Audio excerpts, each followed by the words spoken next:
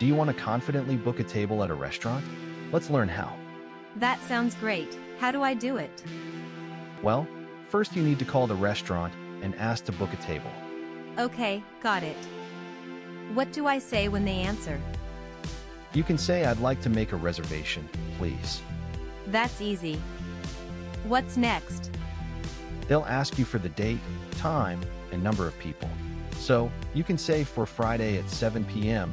for 2 people. Right. And what if they ask me to confirm? You can say, "Yes, that's correct. I've booked a table for Friday at 7 p.m. for 2 people." That makes sense. What if they say it's not available? Then you can ask, "Do you have any other times available?" Oh, that's a good idea. I didn't think of that. It's always good to have a plan B. And don't forget to ask for a confirmation number, Why is that important? so you can confirm your reservation later if you need to.